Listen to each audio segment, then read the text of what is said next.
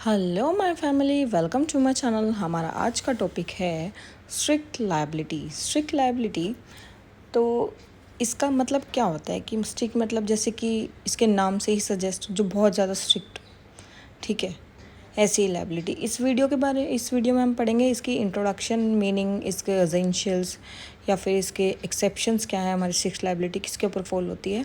ठीक है, तो हमारी स्ट्रिक्ट लायबिलिटी का इंट्रोडक्शन आ गया है। ये क्या कहता है कि जो स्ट्रिक्ट लायबिलिटी है ना, स्ट्रिक्ट लायबिलिटी जो है वो ओरिजिनेट हुई है। Strict liability was originated from England and usually there are two types of liabilities. First है fault based liability and another is no fault liability।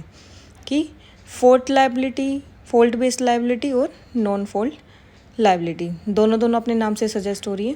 फिर उसके बाद फर्स्ट है हमारे पास fault based liability। fault based liability क्या होती है कि जो फॉल्ट पे ही बेस्ड होती है, जैसे इसका नाम कह रहे हैं कि कुछ खुद से ही फॉल्ट हो गया है, उससे लायबिलिटी क्रिएट हो रही है खुद के लिए। पहला जैसे नेग्लिजेंस कर दिया, न्यूसेंस कर दिया, ट्रेस पास कर दिया।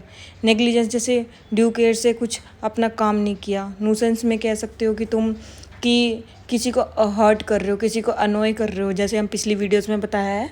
ठीक है, किसी को कंटिन्यूस पीरियड से परेशान कर रहे हो, अनोयंस क्रिएट कर दी।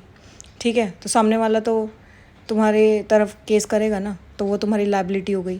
ट्रेस पास कर रहे हो किसी की प्रॉपर्टी में, किसी से छेड़छाड़ कर रहे हो, असोल्ट कर रहे हो, बैटरी कर रहे हो, तो मतलब ये सारे किस चीज़ के पार्ट हैं? ये सब है फॉल्ट बेस्ड लायबिलिटी, क्योंकि इसमें तुम्हारे ऊपर लायबिलिटी आ रही है। फिर उसके बाद हमारे पास है ये नॉन फॉल्ट लायबिलिटी, जिसे हम स्ट्रिक्ट लायबिलिटी कहते हैं। इसका मीनिंग क्या कहता है, देखिए, it means the liability of a person without any fault on his part. ठीक है, strict liability is totally based on the principle of no fault liability. चलिए मैं इसको एक एग्जाम्पल की हेल्प से बताती हूँ। इसमें क्या है कि फॉर एग्जाम्पल आप डॉग लवर हो, आपने कुत्ता पाल रखा है। ठीक है, एक डॉगी पाल रखा है, तो वो थोड़ा खूंखार टाइप का है। उसने बाहर जाके गली में किसी तरीके से गर्ल्स घर से निकल गया, किसी भी तरीके से रस्सी उस्सी तोड़ के अपनी और जाली वाली से मतलब निकल गया। फिर उसके बाद उसने गली में किसी को काट लिया, किसी पर्सन को। तो उसके काटने से क्या उसको नुकसान हो गया।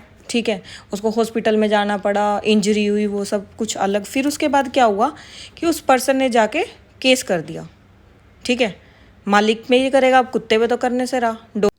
तो इस केस में ये हो गई स्ट्रिक्ट लायबिलिटी। ठीक है, चलिए हमारे नेक्स्ट पॉइंट की तरफ बढ़ते हैं। तो ये हमारा नेक्स्ट पॉइंट आ जाता है एसेंशियल्स ऑफ स्ट्रिक्ट लायबिलिटी। तो मतलब स्ट्रिक्ट लायबिलिटी की रिक्वायरमेंट्स को फुलफिल करने के लिए, उसके लिए हमारे पास मतलब क्या क्या एसेंशियल पॉइंट्स हैं कि जिसकी वजह से जिन पॉइंट्स की वजह से ये मतलब स्ट्रिक्ट लायबिलिटी मानी जाएगी। ये नहीं है कि तुम कोई भी पर्सन कुछ भी बोल देगा और उसके बेसिस पे कह देंगे नहीं तो ये तो स्ट्रिक्ट लायबिलिटी है। मतलब जो तुमने फॉल्ट करा नहीं है फिर भी तुम्हारे ऊपर पड़ रही है। ठीक है, तो इसका पहला पॉइंट ये कहता है कि डेंजरस थिंग्स, अगर कोई चीज़ डेंजर है उसे मत यूज़ करो या फिर किसी के आगे मत लेकर जाओ। सेकंड है एस्केप, मतलब निकाल देना या निकल जाना। थर्ड है हमारे पास non natural use of land. तो इसमें ये क्या कहता है कि फर्स्ट पॉइंट है some dangerous things must be brought by a person on his land। कि कोई और पर्सन तुम्हारे यहाँ कोई चीज़ ले आया है। ठीक है, सेकंड पॉइंट क्या कहता है, द थिंग ही ब्रोट और kept on his land must escape, कि निकल गया उनको छोड़ के या तो। थर्ड पॉइंट क्या कहता है, non natural use of land. First point को समझिए कि कोई डेंजरस थिंग तुम्हारे पास लाया, फॉर एग्जांपल सिलेंडर डिलीवरी वाला है। ठीक है, सिलेंडर डिलीवरी वाला गैस सिलेंडर तुम्हारे अलावा 2-3 सिलेंडर किसी और के भी डिलीवर करने होंगे, तो उसने वो एक सिलेंडर तुम्हारे यहाँ पे मतलब साइकिल में ऐसे टांग के खड़ा हुआ है, तुम्हारा सिलेंडर डिलीवर कर दिया। पर जो उसकी सिलेंडर दूसरा था ना, वो सिलेंडर उसके वहीं पे खड़ा खड़ा तुम्हारे घर के उसमें ही फट गया। तो इससे तुम्हारा तो नुकसान हो गया, तुम्हारा तो बहुत ज़्यादा हो गया। तो सिलेंडर फटने से मतलब डेंजरस थिंग, तो ये इसका डेंजरस थिंग का पार्ट हो गया फर्स्ट पॉइंट में। इसमें फिर सेकंड पॉइंट में वो निकल गया। फिर थर्ड पॉइंट में आप देखो ये नॉन नेचुरल यूज़ कर रहे हैं। उसके बाद आ जाती है हमारे की इसके एक्सेप्शंस स्ट्रिक्ट लायबिलिटी की। जो फर्स्ट पॉइंट क्या कहता है, plaintiff himself wrong dual. Second क्या कहता है, एक्ट ऑफ गॉड, की गॉड के एक्ट से हो गए।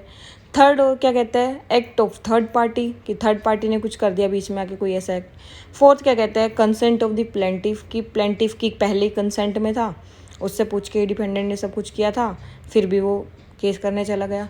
फिफ्थ क्या कहता है, स्टैट्यूटरी अथॉरिटी, इसमें क्या है कि अगर डिफेंडेंट अपने आप को कोर्ट में सही साबित कर देता है कि उसने प्रूव कर दिया कि मैंने तो जो भी किया था वो प्लेंटिफ को बता के किया था, ठीक है, उसकी कंसेंट में थी वो चीज़, मतलब जो भी नुकसान हुआ है, तो अगर कोर्ट में वो डिफेंडेंट इस चीज़ को प्रूव कर देता है तो वो उसकी लाइबिलिटी स्ट्रिक्ट लाइबिलिटी नहीं मानी जाएगी, ये इसकी एक्सेप्शंस है।